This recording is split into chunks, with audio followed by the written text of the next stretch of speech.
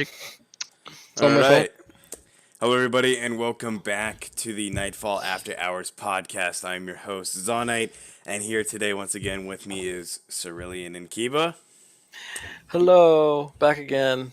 Yo, the one time I don't wave at the start, there's no video. Like, you can't do me like that. No, I saw it. There was a video? Yeah. It was really fast. You just missed it. Yeah, it was really fast. Really? Yeah. Everybody saw it. Don't worry about it. Yeah. Okay. Well, joining us today is the man himself, LSG's own Pattyswagon. I'm Pattyswagon. Nice to meet you guys. That's Pattyswagon. All right. And one other thing that I want to add on to this podcast, I believe some people have seen it, some people may have not seen it, but there is a poll that you can see on the left side of your screen, or if you see in the bottom middle of your screen, there's a little box that should indicate where you need to go, and you can vote for the LSG versus Fruition series, who is going to take home the MVP. Do that right now, and at the end of the stream, we will show you who got the most votes and who people think is going to take home that MVP of the series. And now we're going to move on over to the origin story of Pattyswagon and get to know him a little bit more. So we are. I'm from LSG, the team that is currently playing, kind of formed as a result of me and Ratload were, met Yuki Bunny through another mutual friend and played together a bunch, and then he just kind of asked us, to come join him and Boom and Dark Cat to form the new team, because he kind of helped coach the Augmented Knights roster from last split, and so he now that he could actually participate this season with Champions League having a higher cap and being a higher level league than the previous season, kind of asked us to all join and see how well we could do this. So for most of us, this is our first competitive experience as far as me and Ratload actually playing.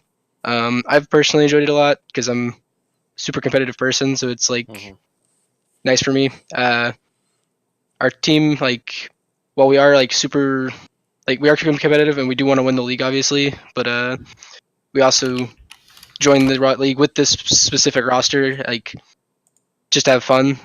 We want to enjoy ourselves. That's why we have 3 ADC mains on our starting roster. And our top laner is a mid main. Can you elaborate a little bit real quick about how people were put in their roles? Because you did mention before that lady carries Well, to be fair, last season Boom played top, so he's more of a fill main anyways. But his favorite role is ADC. He'd rather be maining ADC, but he's kind of a fill player nowadays, so that's why he's support. And then we had a different support originally, and we found out literally the week before Nightfall started that he can't play on Monday and Wednesdays, so it was kind of tragic. Which that's I Am Mad Life. If you ever see him on our sub roster, that was our original starter. But so literally a week before the season started, we're I guess Boom, you're starting now. Good luck. Better learn support. And then Bob, I think Bobby's a better AD carry personally, Yuki Bunny. So that's why I made him ADC, and I think that as a team dynamic, him and Boom being bot is better than me and Boom with him mid. And then I think Ratload's actually a better mid laner than me. I'm not even the best mid laner on our team. Wow, that's wild. But if we put me top lane, we're only going to be able to play Alawi, Pantheon, and Quinn, so not exactly a competitive environment champ pool there. So it's better for the team with everybody in their specific rosters. Also, Ratload's a Yorick one trick now, anyway, so it's fine. Yeah, we'll talk about that. Don't worry. So now, what about Dark Cat? How'd you guys meet Dark Cat? Yeah. Dark Cat and Dark Cat and Boom Hunter are brothers actually, and they're just Bobby Yuki Bunny's friends for a couple years. Wow. All right. Yeah. So okay, I do have a question though. So you guys were placed 8th place by all of us pretty much before the season started. How has it been so far? With your performance and everything. Did you guys expect to prove us wrong? How did that? Oh yeah, 100%. 100%. Yeah, no. Especially after week 1. Yeah, that's true.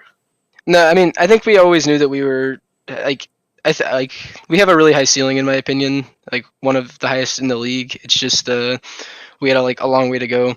I definitely think that week 1 was just we came in woefully underprepared in terms of because, like I said, we want to win, but we were like, we're having fun. We're like, we prepared enough, and then we got absolutely slaughtered by Polar Ace Week 1, and we're like, okay, maybe we should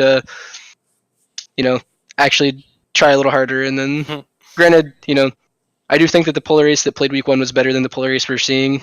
And also, we like I said, we were really underprepared. We gave him basically every pick they could possibly want. Like we gave Hey There Vlad, we game 1, and we gave Bishan Talia 2 games in a row, and we were like still banning the Eve because the people that played in this like previous league were like, I know he's like an Eve Zac Tutor, just ban that and it's fine. And then we didn't actually like do enough research, I think. So that was kind of the bigger issue. I think we're definitely a much better team than we showed Week 1.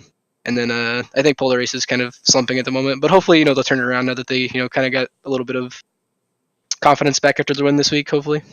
Yeah, absolutely. Yeah, when did you put those sunglasses on? I don't even notice it. Right? They just Like- appear on his face. I just look over and he has them. I just subtly put them on.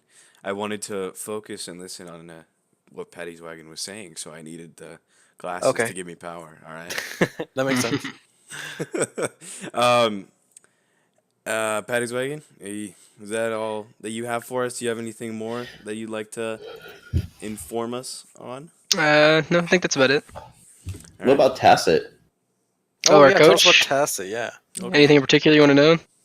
How'd you guys He's meet a him? mystery. How's We he gotta- we like? gotta How's learn his about coaching? He's another one of our mutual friends that he's a very analytical player. He's and he like digests a lot of league content. So he's just a big fan of like the analytical and technical side of league. Like he does enjoy solo queue and stuff too. But he's basically just one of our friends, and where we was like, hey, you want to be our coach? And he's like, yeah, sure. And yeah. He actually I don't know like a ton about Augmented Knights because I only watched like 2 or 3 of their actual games last season.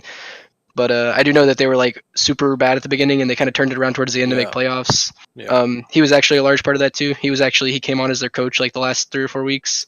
Okay. I don't know if that was actually ever. I doubt you guys knew that, but yeah. And so he like was a large reason their draft and like stuff improved and team play. So, Okay. but he's And just one of our one other friends. Oh, I'm sorry. One last question. Where'd the addiction of Quirky? Like, when'd you pick that up? Well, as I said, I'm an ADC main, so it just seems kind of fitting, you know. The only Makes champ, the sense. only 80 carry you can play mid. There you go. Yeah. This What about Lucian? Academy Corky. Shh. See, Oh, pocket Mike, pick, pocket only pick. you were able to pull that off. No. We can pull off, but you're gonna give away our drafts. Oh, Come on, Okay.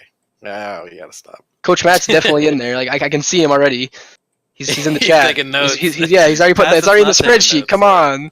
Man, Coach Matt always. I mean, wants I to play cannot Overwatch. I cannot play Lucian. Corky is my only champ. I promise. Maybe we'll see something like Caps pulled off with the Vayne mid, something like that. Definitely can't play that Don't either. leak. Oh, okay. Can't play that either. Right. That's I can just only saying play that. Corky. Yeah, you're Corky one trick. You decided to take Corky in the 80s. Nobody check my champion mastery on my profile, please. Yeah. The only thing you'll see is Corky. So. Correct. All right. Well, to move on forward in the podcast here, we are going to take a look at the matchups for this week and give our predictions for them and talk a little bit more about each individual series. So I guess we can start with the Polar Ace one because that happened already. Yeah. We'll take a What do look. you guys think? Yeah, what are your guys' thoughts on Essentia versus Polar? To be honest, how they've both been playing, like, that series was kind of how we expected. Like, we knew it was going to be a sloppy 3-game series, and that's exactly what it turned into. But Polar Ace did add Horizon back, so as you saw game 2, like, that helped them a lot. Like, him being bot lane, they won lane again, and they did look a lot better with Horizon, but I still think Polar Ace is still looking pretty sloppy overall. Yeah, I mean, I thought it was extremely shocking how Essentia pretty much dominated them in game 1. Like, it almost seemed like Essentia was just ready to take the thing 2-0 and just leave, you know? But I don't know why, but they decided to sub out their mid laner after having such a big I performance. agree. Like, in game 1, he got subbed out and then subbed back in game 3. So it's not like he ran out of time. Like, he was definitely available. They just decided to put somebody else mid. And that just, like, you know, like, Polar Ace just ran all over them. Horizon got put on a zillion, which at the beginning when we talked about like players to watch out for, like that's his like his favorite champion, so he was able to like do really well in that. And then game 3, like they just like it was. I thought game 3 was the sloppiest game of the 3, but they were able to pull the win out eventually. I don't know. I thought Sencha's decision making of that was just very like interesting, but yeah, I don't know. Game 2 was a weird one though, because Essentia like was down kills, but I'm pretty sure they secured like every dragon early. Like they were up like 4 or 5 dragons. But then Polarace also pulled off the Vayne top that game and the Jin ADC. Like yeah, the drafting they had was a lot wild. of weird things going on that game. Horizon didn't even buy items level 1, so he laned the first like 4 minutes with no items. It's It was shocking, just- like how that's still a thing. Like I don't know. I don't It's know. crazy. Yeah. Patty, I don't know how much of the games you caught, but like I actually didn't. I only got to catch like the first half of the third game, so I actually didn't even know they subbed that Ono game too. Which I don't know. I feel like that's did they sub in Katsuna? Yes. Katsuna, yeah, and Yeah. 0-4 now. Unlucky. I don't know. Like definitely because like we've scrimmed Essential a lot. They've been like probably the team we've scrimmed the most actually. And I've been one of their like, biggest supporters. Like I truly believe they're not the worst team in the league, despite their standings. I really thought they were gonna beat Polarace, honestly. So after I heard that they kind of got reverse swept, I was really upset. Because like I think it just speaks volumes that they've taken every single team they've played to 3 games except for Fruition. Like obviously they can't be the worst. Like I don't know. I just feel like they have the potential to win every series and they just falter somewhere. So I don't know if it's like a nerves thing because they always seem to like choke game 3 or like I don't know. Like last week I think they easily could have beat Impulse as well, but they just pulled out a sloppy Tarek Tona like Sonic is what we call it. So Tarek Sona, and it just did not really look great. And some weird corrupting pot strat. Then I don't know. Maybe they've tested it more. Didn't seem very good to me. But they also picked it into Braum, which was kind of questionable. But enough of that series. I just think that they I don't know. They just seem to like choke game 3 a lot, and so it's really unfortunate. Ono's actually been doing a lot better though, because he was, in my opinion, the worst mid laner in the league the first 2 weeks, and then besides me week 1. And he's just really stepped up and seems like he's performing a lot better after getting slapped by Tilted, and then he's, contesting some of the other mid laners, I feel like. Yeah, I don't want to make like any major conclusions yet, but like Essentia's remaining schedule is Cetra and Schism. And I don't know like if it's like already like too soon to call like that they may not be able to make it into playoffs, but I mean they haven't won like a single series yet. They did take some games off, but I would say that like, they would have to at least win the next 2 to be in contention. If they lose any more, even games, like I would think they need to, if they need to go 4-0 from now on. They definitely have to beat Cetra. Yes. So the thing that's in Essentia's favor is, I think 4 out of their 5 series, they won to 3 games. So the game record could help them if they win these last 2, but they have to win these 2 to even like be able to contend for playoffs. So they're at 10 losses right now for games. And that means that the next one is technically if they could lose only a series, be like they're 8. done. Yeah, right.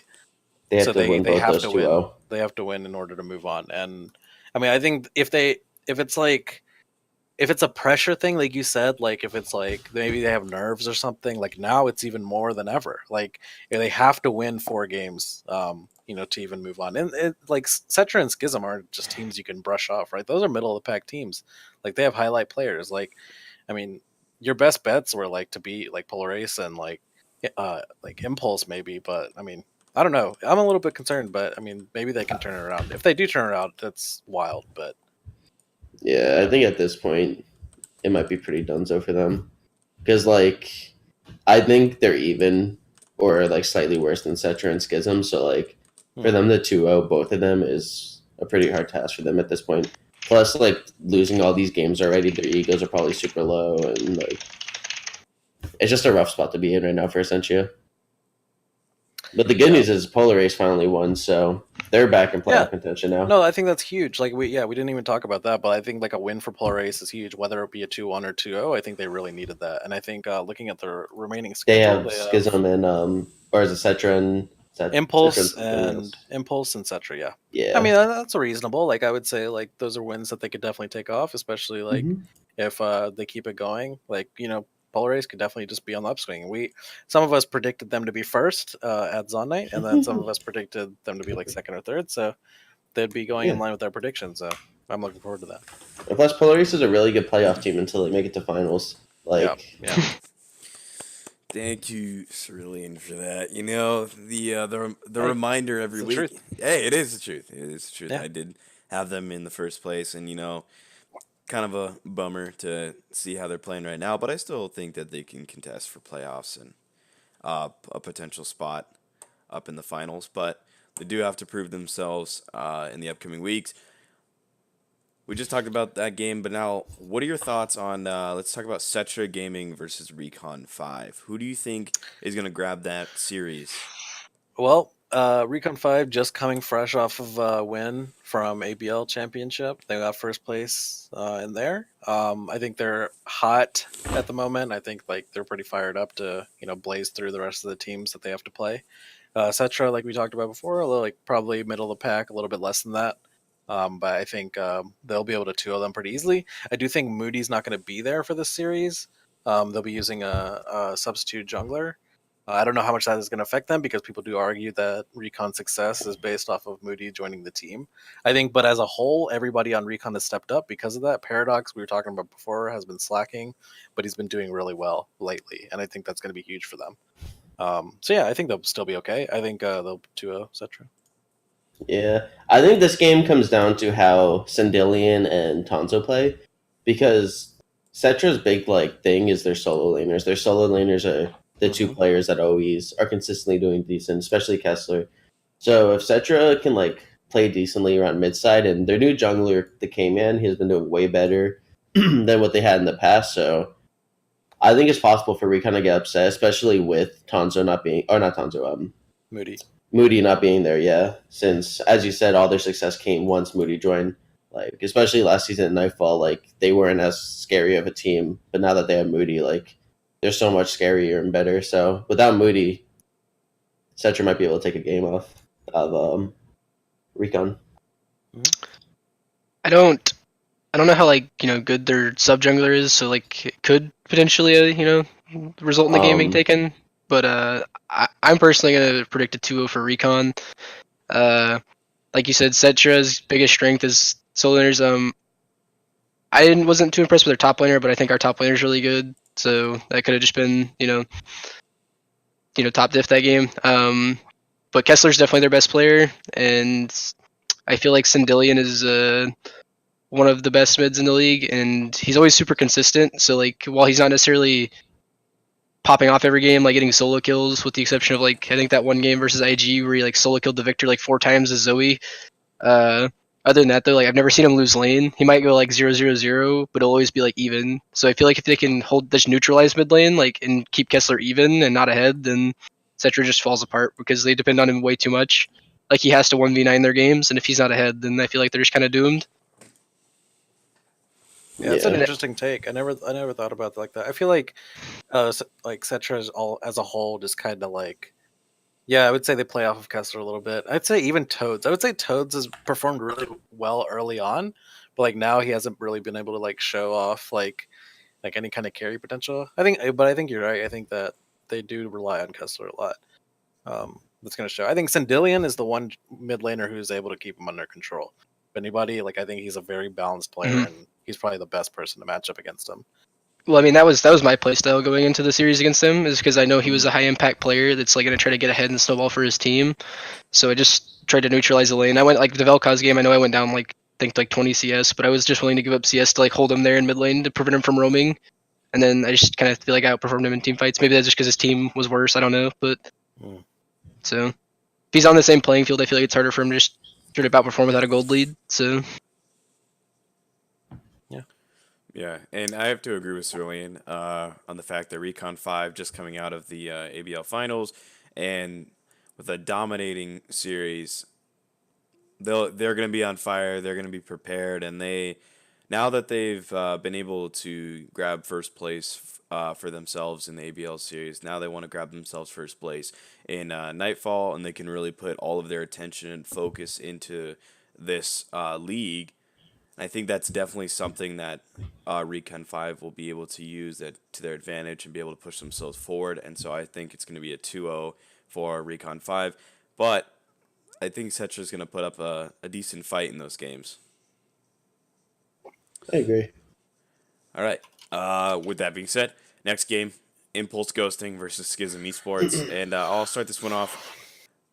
I think Impulse is going to take this 2-1. I think this game is going to be very, very close. Both teams, to me, are kind of on the same level of each other and definitely have proven that their skill level is around the middle of the league or maybe even higher up, just around third place or so. And I think this game definitely will really show who is going to be that third place to fourth place team for sure in this league. And I think Impulse just has the advantage here with the 2-1. Yeah. So the way I see it is Schism's bot lane hasn't been the strongest. They've been pretty weak ever since they lost Jacob, I think it was, right? Jacob was their ADC. So their bot lane definitely got weaker. And I see Impulse as like one of the best bot lanes in the league. Swifty has been carrying like so many games. Once Swifty came back, like he's been performing really good. And they won their last two series, with Swifty performing like a beast pretty much. And I think if Swifty and Impulse's bot lane get ahead versus Schism, which most likely will happen in this series, they can easily take them. Especially with roster changes that just happened to Schism. Like, I don't see this being a really good fight. I think Impulse just easily 2-0s this one. Yeah, I mean, prior to when I made my predictions, like Schism wasn't undergoing any changes, but I think they are going through some changes now. It hasn't been cleared with me like who they're going to be using in which role, but from what it seems like, I think Impulse is going to be able to 2-0 now. Before I said 2-1, but I think Impulse has been getting better. They're the one team I would say that has been improving, and we can actually see it, as a result of all the games. I think Impulse also didn't ever have their full roster until like week 3. They're constantly using subs. Yeah, and then we said a big thing last week about how like your nurse isn't able to translate his leads as well, and I think his team knows that. Like I think Swifty mentioned that, and he's going to be working on like making sure that he can translate his lead. Once they do that, and especially like moving that to the bot lane, I think Impulse is definitely like in high playoff contention. Like I think they definitely could like make a run for like second or third, depending on how things go.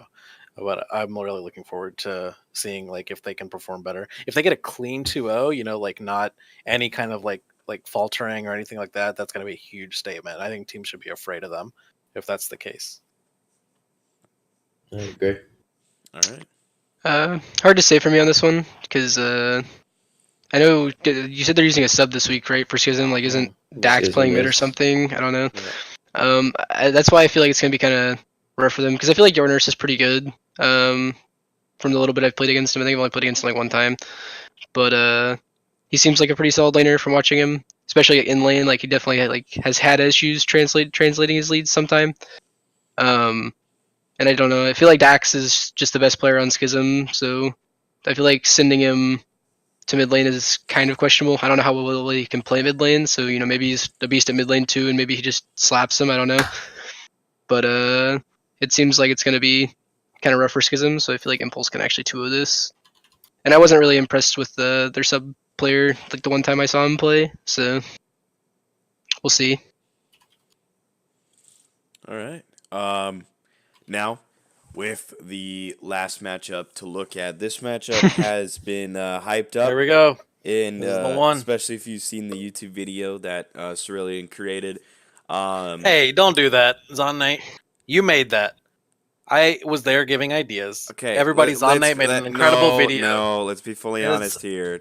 Chat. Anyway, let's talk about the game. Yeah, let's talk about the game. All right. So, this is the big one, in my opinion, for this week. We made the hype video, and I think honestly, I think Fruition's going to take it 2-1, but Lakeside, I think, is the team to take a game off of them. Like, I think they have a lot of hype behind them right now. I think, like, the players have really been stepping up, and like you said, like, after week 1, you guys were like, hey, we got to, like, get our shit together and, like, start performing.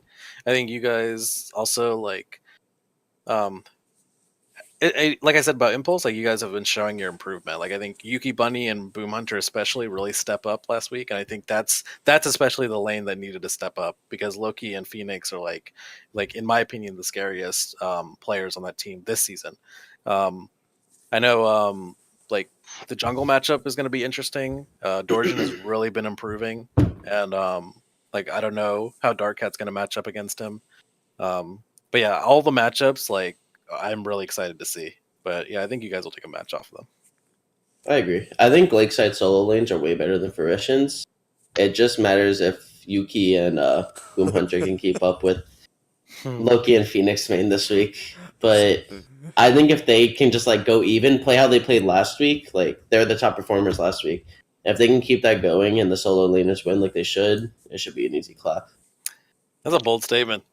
I mean, I could kind of see it. I would say Patty and Tilted. Like Patty, you need to keep Tilted under control. Like his big thing is like roaming and like he knows how to um, he knows how to translate his leads, right? Like Fruition takes over in the mid game. As soon as they see a mistake, they punish you and they take over.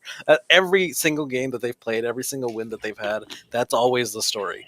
Like you could argue that Fruition has probably like a very bad early game, and I think even their coach says that. But they always come back. They always find a way to like take over. Yeah, I don't know. Like it's going to be interesting. I think Tacit also has his work cut out for him. I think outdrafting Coach Matt and making sure that they don't get what they want, like that's going to be a battle in itself. And I'm really excited to see how the drafting goes. But yeah, I mean, I would say with all this hype that's being built up, Fruition's super fired up to play you guys too, and you're probably going to see like the scariest Fruition we've seen yet. So keep an eye out for that. Yeah, I think roster per roster, like we're based on the rosters they're each working with. I think Tackett can kind of match Matt. I think Matt's maybe drafting is definitely more as far as like the meta goes. He'll be good at getting strong picks and team comps that work together. That's one thing I can definitely commend him on. Is he always gets team comps that have a clear win condition and work or like mesh well together. So I feel like I respect that a lot about him. But I think our coach is more than capable of stepping up and matching him. I'm of course I got to go for my team, so I'm gonna say 2-1 us. I can't. I'm not gonna predict the other team to win. That's terrible. So you could. I mean, that would look really bad, but yeah, right. That's not the good mentality. That's not the mentality you want. That's a loser mentality. They're definitely, we've known the entire split that they were going to be the biggest challenge. We've said like repeatedly, we honestly feel like we can beat any team in this league. They're just going to for sure be the hardest. Because as I said before, I think we have a really high ceiling. It just, depends on which lakeside shows up, Oceanside or Puddleside. Yeah, so, yeah, that's the big question, right? I do partially agree with Kiva. Like I love Now. He's like my favorite Fruition player. I love all the Fruition guys. They're really fun to hang out with. They're they're memers like us. I agree. But I have to give the top lane. Like my boy Ratload. He's in my opinion the best top laner in the entire league. So I think he's and also he's a very lane dominant player, and Fruition gives Now the Dyrus treatment. So bold statement, but I think if we give Ratload a favorable matchup, he'll eat Now alive, in my opinion. But ooh, eat we'll him see. alive. I might regret that next week. We'll see. But gotta have a little banter drama in there. It's the boring podcast. You're right, so, exactly. Mid lane matchup, we'll see. I handled Kessler okay, I feel like, and everybody was hyping him up. I actually felt like he was overhyped in my opinion. Don't get me wrong, he's really good. His laning was incredible, but I feel like everybody was acting like he was the best mid laner in the league. So I don't know if that's true. So we'll see. I haven't played against anybody that's better than Ratload yet, so we'll see. Other than that, I think the biggest thing will be whether our bot lane, like you said, can match up. In my opinion, our bot lane has pretty much been underperforming all season. They have a very high ceiling, and they've been trying to mesh together since Boom's been learning the support role all season. But I think if they bring out their A game, I think they can match Loki and Phoenix. It's my honest opinion, because Yuki's really talented, despite what he's shown so far. Yeah. I will say though, the one thing I absolutely don't want to happen is to be just a complete wash. Like You know, Yeah. No, like hey, don't let me down. even if we lose, we like in my opinion, even if we lose, I think long as we can come out and give them, we take a game and we give them a good 3-game competitive series, like I'll be happy with that. I will 'cause- be so happy if you guys take a game off. I'm gonna be so hyped. You have no idea. Like that's gonna be huge. That's all you give them? They just have to take a game off? I told you. I think Fruition's gonna win. That's my guess. I mean, I we'll think be happy Fruition- long as we can, like, if we can push them, that'll make us happy. But ideally, we're trying to win. We're not coming out here just trying to take one game. We're gonna go for the throat. Yeah, that's good. I'm glad you said that. Yeah, that's how you should be. Exactly. Honestly, when you said 2-1, I was like, wow, surprising. But should be 2-0. Well, I mean, they're the best team. We gotta give them credit where it's due, and we've only 2-0'd one team. We always troll one game, so it's pretty likely. We're entertainers. We got to go to 3 games. If we win game 1, we're gonna lock in Jin game 2. So Okay. Loki Dosi won't make it out of lane phase alive. Oh man.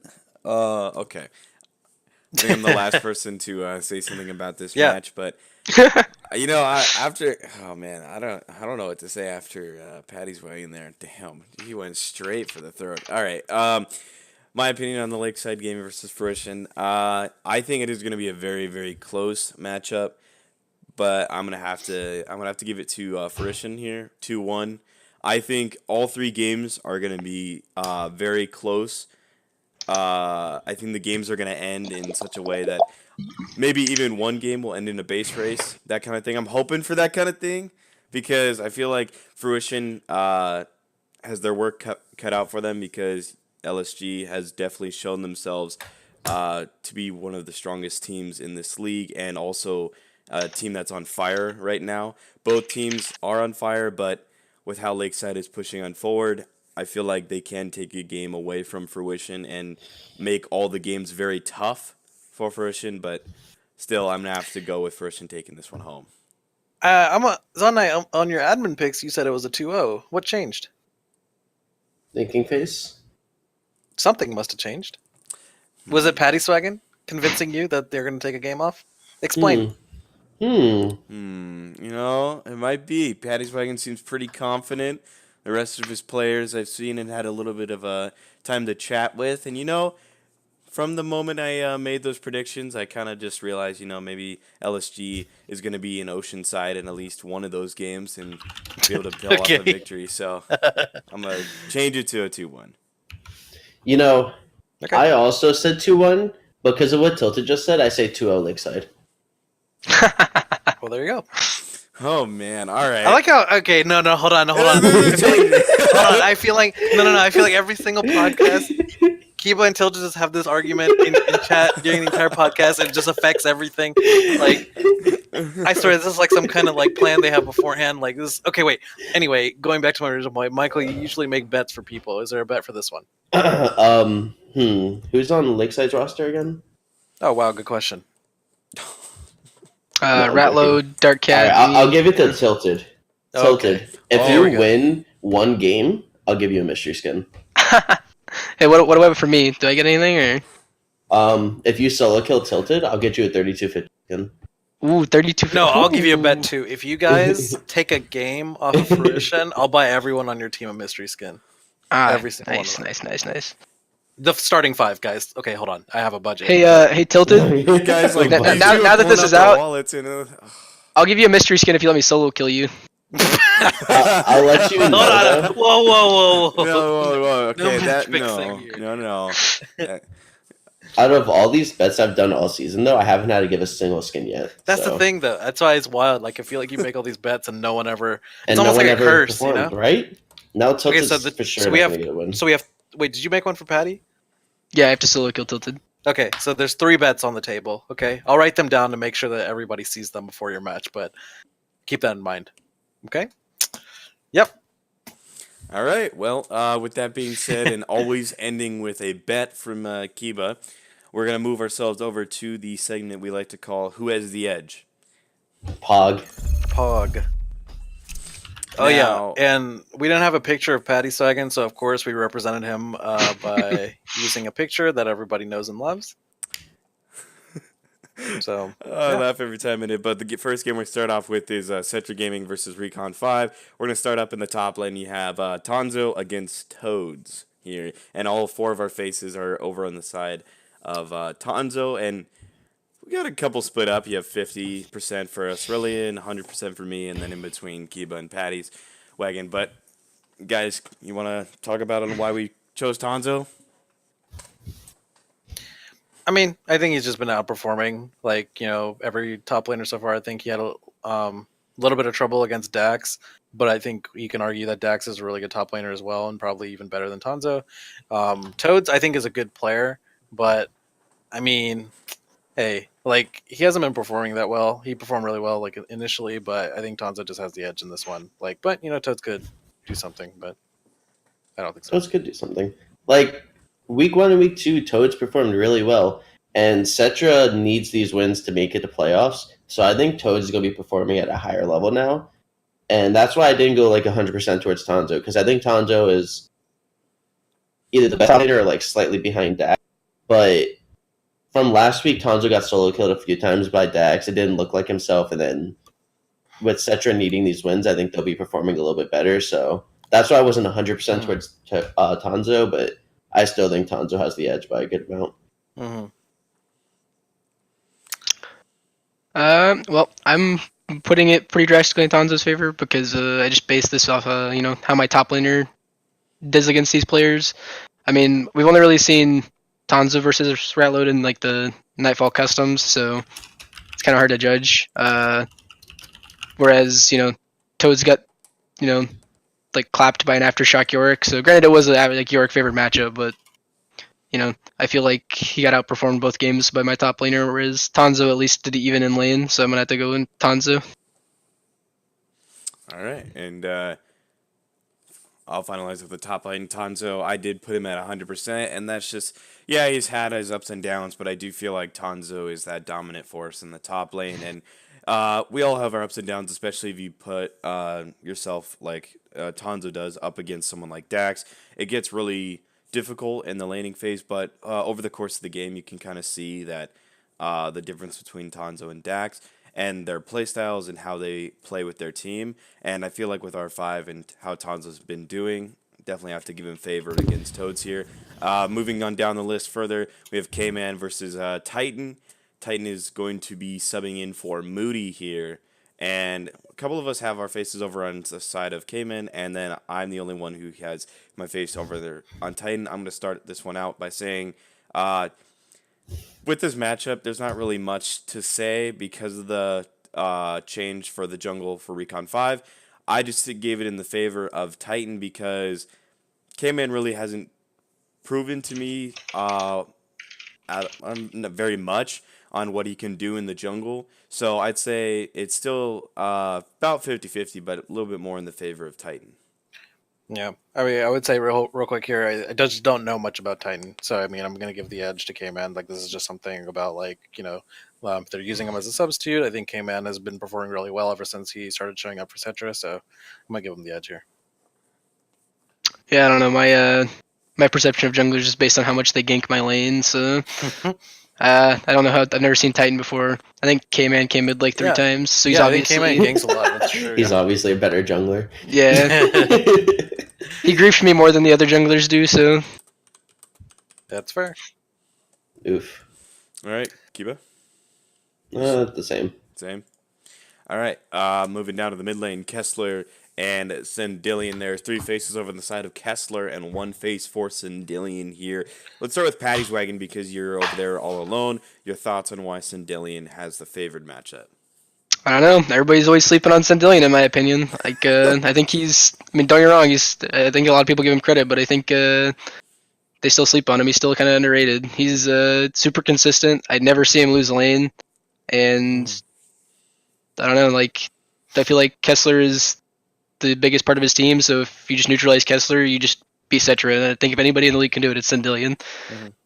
I think that's a fair assumption. I think that the reason I put a slight edge to Kessler, like a little bit above 50%, is I think, like Michael mentioned this earlier, was Cetra has something that they really need to play for. Like they have to win these matches, right?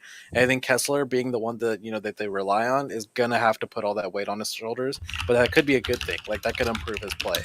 It could be his downfall, but at the same time, I think he's really gonna have to step up and control the entire game.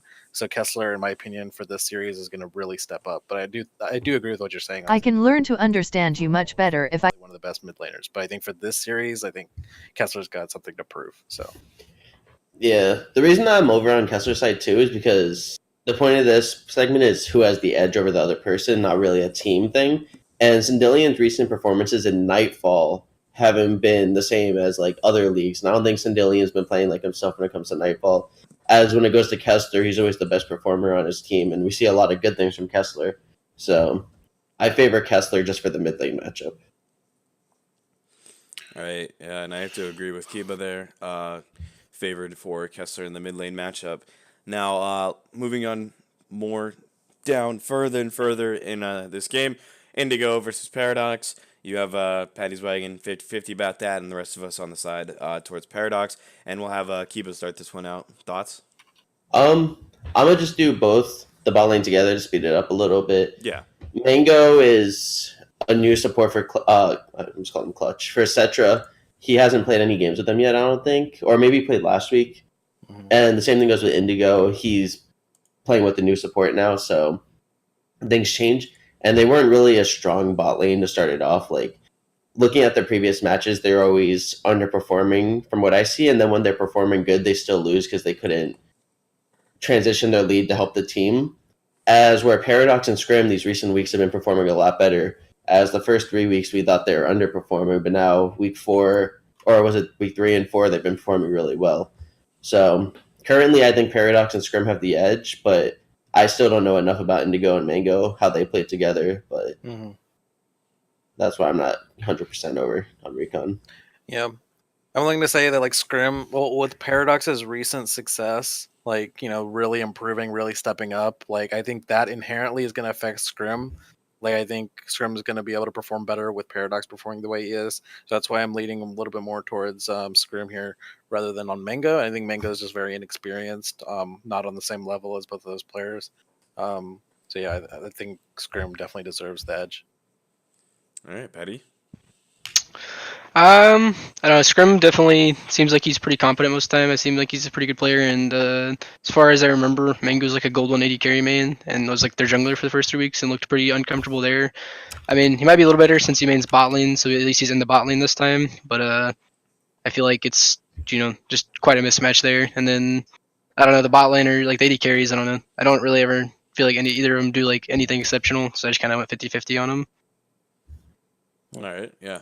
I have to agree with you about Scrim there. Scrim definitely has shown his worth in the support role, and Mango bouncing around a little bit more.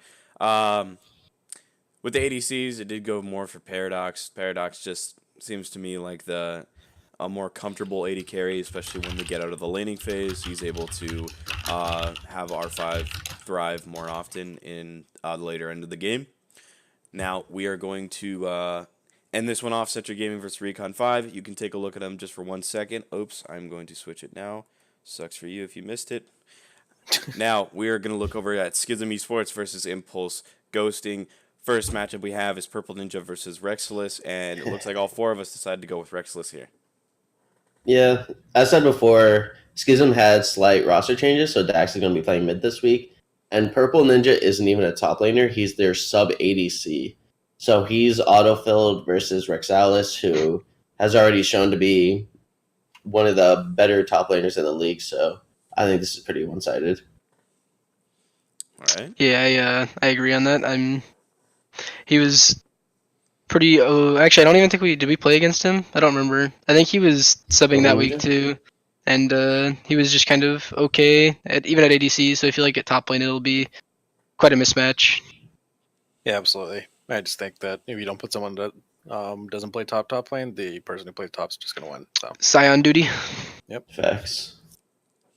All right. I think I went with Rexilus just because the whole thing with Purple Ninja not being his main role and really just kind of being an odd grab for them and not having Dax up in there in the top lane, so Rexless does have a bit of an advantage.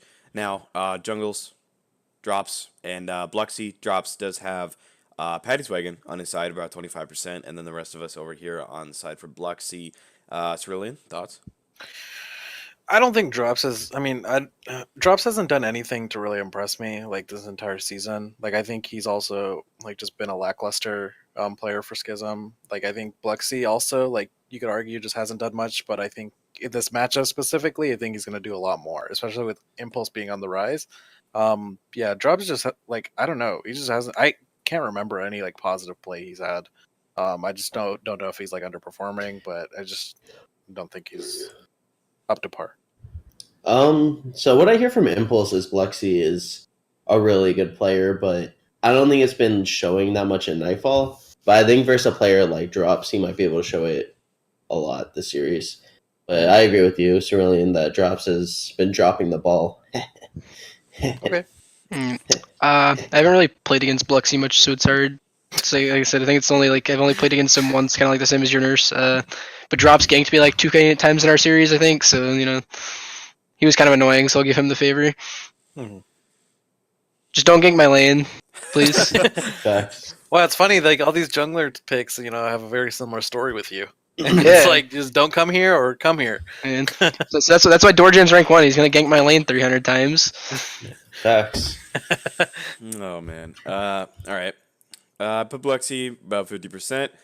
Bluxy has been stronger out of the two, and I just think that Bluxy will be able to hold his own, especially against drops, and that's why I put him there at 50%. Now, we have in the mid lane Dax, who is usually the top laner for Schism, moved on over, and against your nurse. Most of us went for around 50%, and Pattyswagon went for about 25%. I'm going to start this one off. I went for 50% here because Dax is definitely shown to be one of the top players in this league, and your nurse as well, but with the matchup and the way this goes, if they're able to pick out top laners for Dax in this mid lane, because you have been able to see a couple champions moved around the map lately with how the meta works, I feel like Dax will be able to hold up his own against your nurse in the mid lane. Yeah. Yeah, this is going to be a really close matchup in my opinion because I've heard Dax is a really good mid laner, but I haven't seen it before. But I think your nurse is like a really really good mid laner. It's just he has some issue translating his leads, so I think it's very interesting to see like who's going to come out on top just lane to lane. That's why I put myself in the middle. I'm just not sure, but I'm really excited to see it. Yeah, I feel like Dax's biggest strength is like in my opinion is just his lane phase. He's really good at laning. He's like the only top laner that's actually outlaned Ratlow in my opinion, and like gave him trouble in lane. Even got a compliment from Ratlow, which never happens. So, but your nurse is also like pretty strong in lane. Like we said, he like normally gets leads. He just has trouble translating them, or like the IG will throw their leads if they get them. Sometimes just as a team. But I feel like your nurse will be able to like hold him down. Like I don't know. Like I said, I've never seen Dax play mid lane. Maybe he's a beast, but I know he can play Aurelia really well. So he can maybe just throw Aurelia mid and they can do something with that. All right. Yeah. Now, stepping on down to the bot lane. We're going to do the bot lanes together because a lot of the times, let's be honest, when you have the bot lane duo, it's better to put them together in this. And yeah, we do have faces. It seems right now Swifty has all 4 and NKDA has about 2.5. So I'll start this one off. The Peridian and NKDA versus Swifty and Herix. With the ADC matchup, I definitely think Swifty will be taking it home. He has definitely showed his strengths there. But with the support, NKDA to me has kind of been one of the helpful supports for Schism.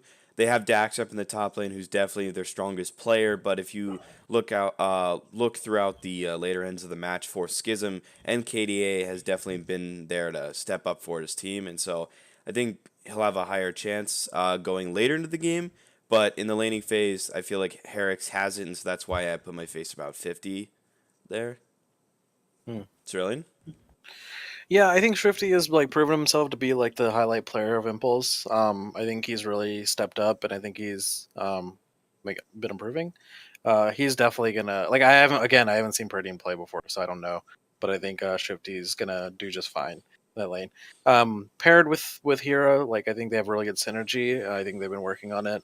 NKDA has also been improving. I would say if anybody is going to like make a difference in it could be NKDA. Like I think he has, he's either very hot or just like, like kind of lackluster.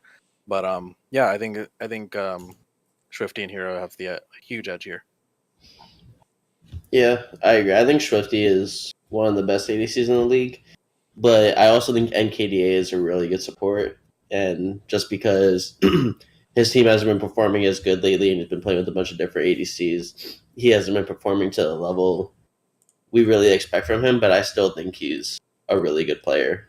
But I think Swifty is the better ADC between the two. I feel like Swifty's pretty solid player. I don't ever feel like he always has at least a little bit of an impact, even if he gets behind. So I mean, that's like props to him on that. I feel like he does that well. And then like the supports, I don't know. I don't really remember how NKDA played in our series, and I haven't actually seen many of the Schism series, other than like the Recon series. And I feel like him and Scrim were about the same. And so I don't know. I just kind of went 50-50. I haven't seen enough of either of them play. That's fair. Now we're gonna take you to the right. final matchup that we have for who has the edge, and it is The real one. It's gonna be LSG versus Fruition here. And now we're Hog. gonna start up in the top lane. You have Ratload versus Now, and Ooh, that sucks. Ratload has 3 people for himself, and Now has I hope he's myself still and here. 50%. So no. it's really Kiba, Patty. Who wants to start here about Ratload? I'll start. I mean, Ratload, I have all the way, 100%, just because, as I said earlier, depending on the matchup, I think, I definitely think Ratload's a better laner, and if he gets a good matchup, he should roll now, especially because Fruition doesn't really give him any resources whatsoever. I agree. I think Now is the perfect top laner for Fruition. He's just there and does nothing. And that's just what Fruition needs, am I right? I mean, they put him on tank duty, right? It's like it's really hard to outperform anyone playing a tank. I mean, and Now fills that role perfectly. I mean, he talks really highly of himself, but I mean, he's on tanks. But I think Ratload has proven himself to play the carries and stuff, and I think he really needs to punish Now. If anybody can do it, I think it is Ratload. If he gets Yorick, especially if they disrespect Ratload completely and just give him the Yorick, then I think Now is really going to have his work cut out for him. That's why I'm going to give Ratload the edge here. No, yeah, I agree. I think Ratload has been performing really good, and he's one of the top laners in the league. And I think if he can get a favorable matchup, he can abuse this lane pretty hard. All right. I went with Now just because I feel like he's one of the players that's very consistent for Fruition, and he's willing to play those tanks who just sit up in the top side and basically control the enemy top laner, not allowing them to do very much for their team for the first 15 minutes of the game, and then be able to kind of just be this heavy frontline tank for his team. And a lot of the times people overlook that kind of thing, but as someone who understands what it's like to be a tank and play that all the time, I feel like Now doesn't get enough credit for I guess. I don't feel like he gets enough credit for what he does for Fruition. I think he gives himself the credit. I think. All right. No, but no. Seriously, I agree with what you're saying. All right. Yeah. Yeah. Okay. Now we're gonna move over to the jungle, and we're gonna move to the jungle. I'm looking at chat back and forth. We need to focus on this. Dark Cat crazy. versus Dorjan, and Dark Cat has 50% for Patties, and the rest of us for Dorjan here. I think most of us could say that Dorjan has this matchup just because he has been so dominant in this league and shown that he is a jungler to look out for. He's a Grandmaster jungler. Yeah, Grandmaster Smurf. I'm really curious about you being in the middle about this. Like, maybe I just don't know much about Dark Cat, but like, what is it that puts you like there? Well, I mean, I feel like they both team play pretty well, and I mean, I pretty much always want to vote for my team, obviously, because I have confidence in all my teammates. I put Boom just to trigger him because I thought it was funny, and I think Phoenix Man's like a beast, so that's also part of it. Like, there's some like truth there, but I also just want to trigger him. But I feel like Dark Cat can, hopefully neutralize Dorjin. Like I feel like he's pretty good at tracking, and if he can like track Dorjin, I feel like we have, we can kind of help. Hopefully, shut him down. We'll see. Um, Also, just ban Kha'Zix, right? There you go. No, Facts. 5 to 6 jungle bans incoming next Oh yeah, tomorrow. that worked out really nicely when another team. Yeah, for sure.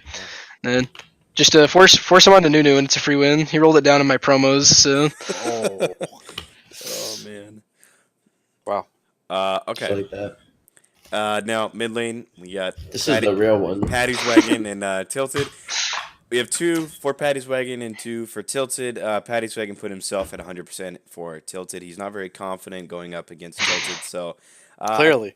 yeah, I'm curious to see how that matchup goes for him. But Cerulean, Kiva, would you like to start this one off? Go ahead, Ned. If Pattyswagon gets quirky, it's free lane. All right. Nah, I think I think this is actually a pretty even matchup. I did this kind of for the meme, but I think it tilted like I think Tilted's laning phase hasn't been the best this season. I don't know if that's like because of the teams he's been playing against, or I'm just expecting too much from him. But I believe Patty can hold his own against Tilted and maybe outperform him. So Yeah, like I said before in one of the other series, I think about Kessler. I think Patty, you have something you need to prove, and I think this is like the defining moment for Lakeside if they take a game or take the whole series against Fruition. Like that's huge. That's such a huge momentum shift, especially for your team. I think I think that immediately starts with you, and I think your performance against Tilted, who is their shot caller. Like when people think about Fruition, like Tilted's name is usually the first one that comes up. Like I think that's the lane where a difference needs to be made, and like I said before, I think you're gonna have the edge because you have that in your mind that you need to outperform them. I appreciate that. In all honesty, this is kind of a meme, but I haven't slept in like 3 nights because I just keep having nightmares about getting solo killed by Tilted. Wow. So that's why he's all the way over there. Nah, but in all seriousness, I do think Tilted's really good. I respect him a lot as a player from playing in him. Like I've only really played with him in like the customs, and he does seem like he's a pretty strong player and like watching their games. But I feel like I can take almost any lane matchup. Not like champ wise, but I can handle almost anybody. I don't like to be overconfident, so I'm not gonna say I'm gonna smash him or anything because that's just not my style. But I always I'm not gonna be negative either. I believe I can outlane or not outlane, but I believe I can beat anybody if I bring my A game. So and if I get quirky. All right. I have Tilted with 25%. My thoughts on this matchup is just it comes down to whose mental game is ready for this. You both are great players, and I just feel like at this point, between you two and this lane, whose jungler's gonna camp them harder, and also whose mindset is ready for this series. So, and I don't know. So it could go either way. I probably should have put 50%, but I'm ready to go on to the bot lane and support. I'm ready for Boom Hunter to get upset at my memes, but yeah, just talk about Boom Hunter now. Yuki Bunny, Boom Hunter for LSG's bot lane, and then Loki Dosi in Phoenix main. Yuki Bunny has 1 from Pattyswagon. The rest of us over there on Loki Dosi, and for Boom Hunter he has 0, and Phoenix main has 4. But I would like to add on that 4th one over there was a meme. Nope. That was a meme. Not true.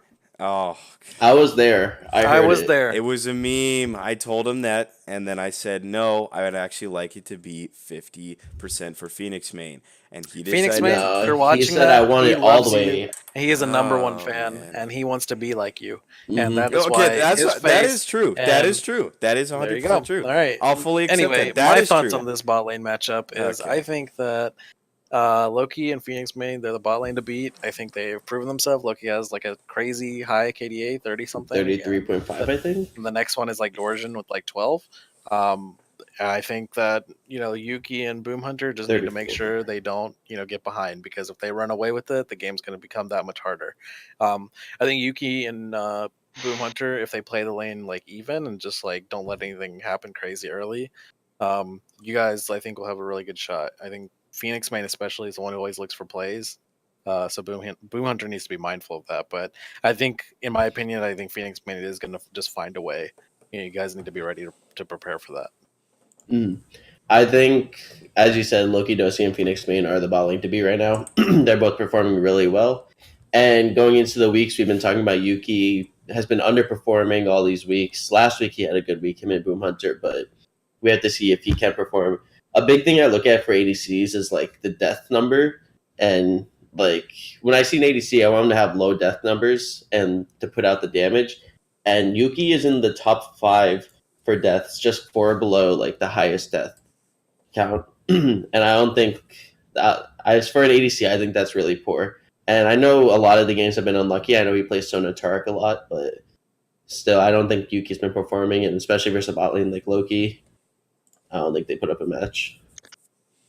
Well, I think a large portion of his deaths is definitely from like week 3. I think whenever we played Schism, and we put him on Sona Tark twice, and I think he went like 1-17 that week.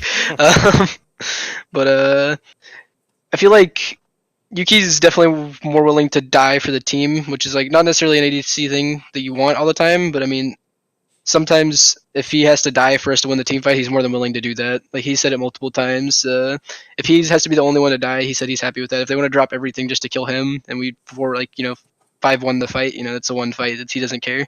His KDA isn't important to him. The W is what matters. And I have to put Yuki Bunny all the way over here on the left because, as everyone knows, Loki's completely awful, and he just gets carried by Phoenix Main in every lane. So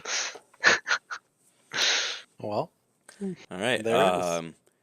Well, I have Loki Dosi 25% just because I do have to agree with Kiba on the fact that the death thing is definitely a major key for ADCs in my opinion, and definitely a lot of players, but there's some players where it's a lot of the times with supports, you'll definitely see them give up their life for their ADC in a team fight so that they're able to at least live for a lot longer and output more damage. But when it comes to an ADC, the difference here being 4 deaths to 42 is definitely something. Loki Dosi has been able to shine for fruition when it comes to these team fights and comes to the a little bit in the early game. He definitely plays more of these late game ADCs.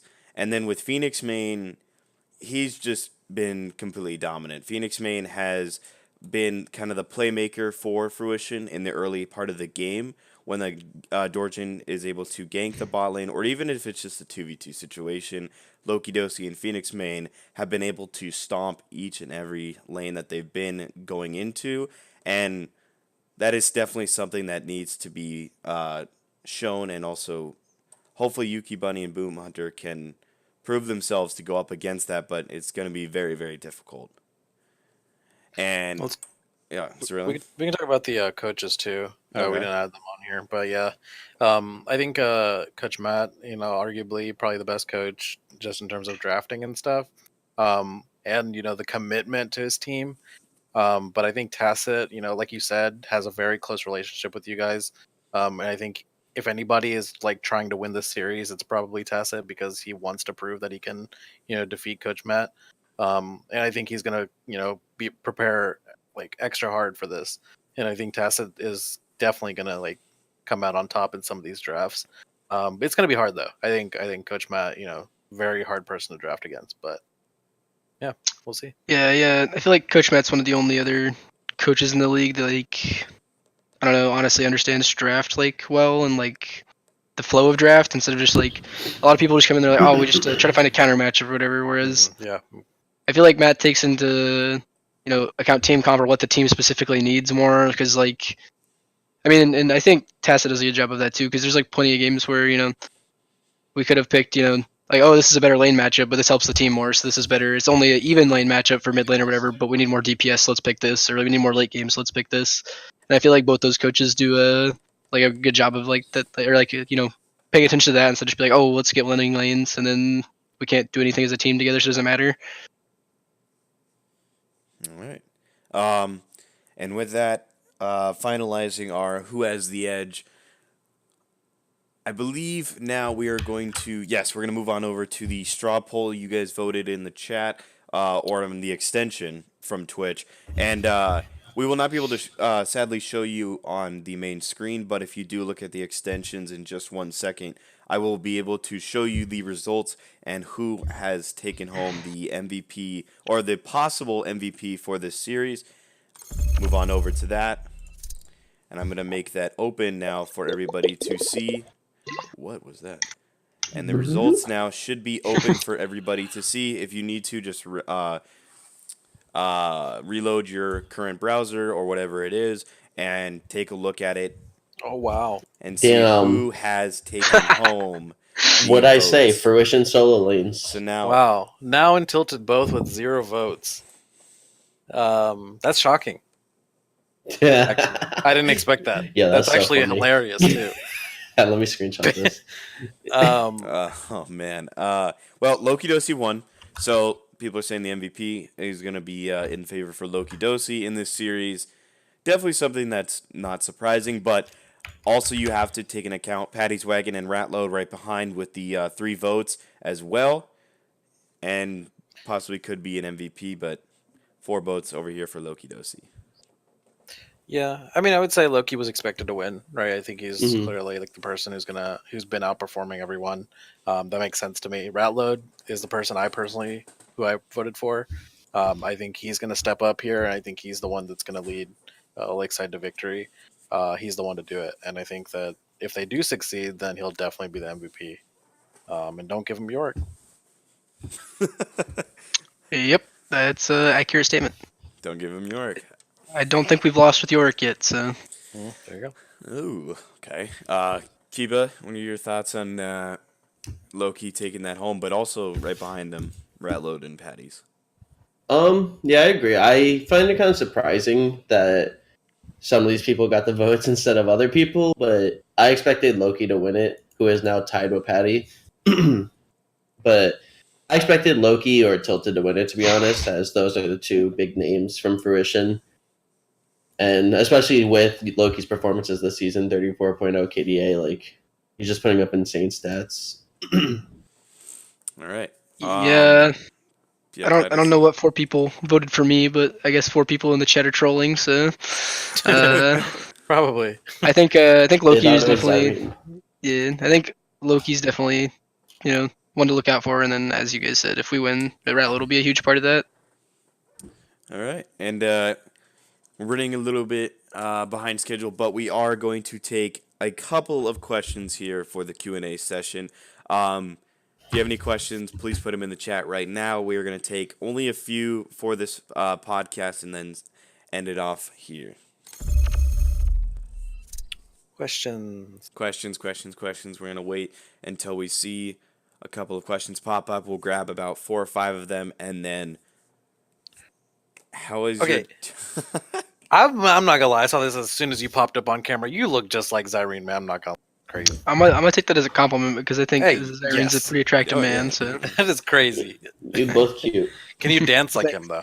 I cannot dance at all. So Well, you just gotta there take my word for it because I'm not gonna give you proof. That's okay. All right. Any more questions that we have? Thoughts on Ace Horizon? I think Ace Horizon being back on the team makes him a playoff contender again. I think he adds that much to the team. Whether it be shot calling or, as you saw, their bot lane actually getting kills again, and their bot lane looked dominant again for the first time all Nightfall season once he's back. So once he starts to get back in his groove, because he's rusty, he hasn't played in like over a month, you're going to see a totally new Polar Ace, I think.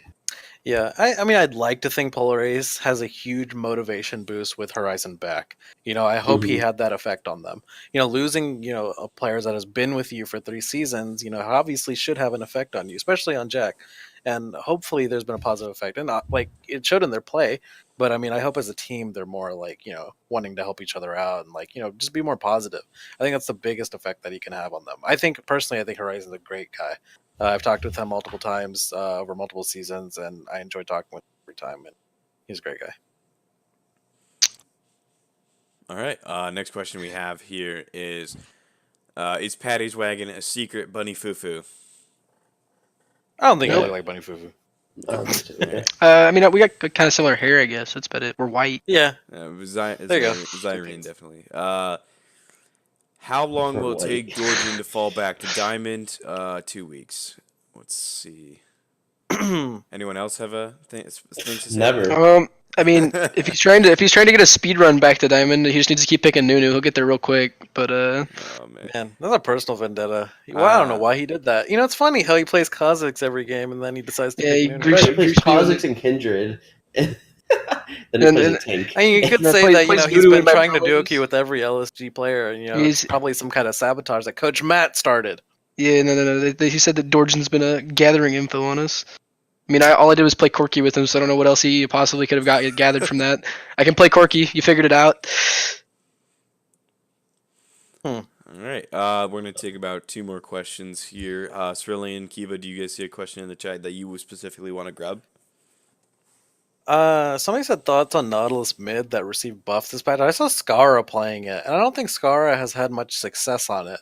But I'm actually very interested. Like, I don't know how that worked, but I mean, crazy pick. I hope it works out. I think that's insane. I don't know much about it, but I think it's cool. I don't know much about it either, but I also saw Scar playing it on Fun of Legends, I think, and he was 100%ing people, so Yeah. it's kind of crazy. Are they What is playing it, at AP or are they just doing tank? Yeah, it's AP. AP, Oh. yeah. I haven't seen any AP Nautilus mid, but I actually played against a Nautilus mid while in like ranked flex or something like that, and I picked Aurelia, and he like counterpicked it with Nautilus mid, and that was actually like, a really interesting tech. I don't know, it was kind of hard to deal with actually. Yeah. I mean, I What imagine about- the ulti probably does like 400 damage eventually. Yeah, I and, mean that's like- just base damage. His ult actually has really solid damage in general, and then if you're playing Aurelia, that guy has a lot of CC, so you can't dash anywhere, and then you just die. It's pretty unlucky. But yeah, no, and I think Nautilus was already like pretty solid, and then they just randomly buffed him again this patch, so I feel like he's gonna be pretty insane. Apparently, the they're hook has a huge AP ratio, which is wild for me. Like, Yeah, I mean, that's a lot of damage if you think about it. If you Yeah, get hooked I in, mean- that's done. he already does a lot of damage to squishy mid laners, so like I mean, Yeah. it'll be rough like the first couple levels, but once you get like your first item or like a Spectre's Cowl in there against an AP matchup, I feel like it's kind of just free lane. I mean, obviously you need some damage somewhere else in your team comp, like a Kindred AD carry or like a hyper carry bot lane or maybe like an Aurelia top or something, but it's definitely has potential unless you just want to go full AP, which that route might be doable too. I'm not sure. All right. We're going to take one last question, and I think this question is definitely going to be for Cerulean and Kiva here. Dorjan just asked that one, Cerulean, if you want to take the lead on that question. Will Nightfall start implementing MVP of the series of the matches? We had that last season, and we left it up to the casters, but the casters didn't pick MVPs. So I don't know what to say about that. Well, okay. Well, of last season, yeah. Unlucky. No, yeah, we'll definitely do that. Yeah, usually the thing about that Dorjan is like time constraints. If you have a 7:30 match, usually it's so close to the next match, we don't have time to do interviews and stuff. We can pick MVPs, but we'd like to actually interview the players. But yeah, we could think about doing like league votes and stuff. We're always open to suggestions. Just put like an official thing in complaints and suggestions so we see it and so I don't forget, and then we'll work with that. Yeah. We also have end of the season awards. If you're also talking about MVP of the season, we're going to be doing a bunch of awards. We don't have all of them yet, but we have at least 3 or 4 awards. We'll have like most for improved, individual best player. coach, like a lot of superlatives and stuff. It'll be really fun. We'll like do like an on-stream award show. Yeah, that'll probably be the final podcast. Yeah. All right. And with that being said, that was our final question answered. Thank you so much, Pattyswagon, for joining us here for episode 6. Yeah, thanks for coming. Absolutely. Thanks for I'm having so me. glad you came because I feel like we learned so much about Lakeside. I said the same thing about Impulse, like when Swifty came. Like I love having like new people on that we don't know anything about. Like that's really really nice. Yeah, it's now everybody knows a little bit more about our background and about our It should team be more outlook and hype stuff. about the yeah, game. Yeah. and get maybe hopefully recruit some more Lakeside fans. We'll see. All right, and that'll be all. We'll see you guys next week for the podcast. Make sure to keep an eye out for tomorrow's matches and Be there. enjoying. Yeah, be there. Be there. Hope you all enjoyed. Thank you for watching. Bye bye. Blue Ridge Mountain, Shenandoah River. Life is old and older than the trees, younger than the mountains, growing like a breeze. Country road.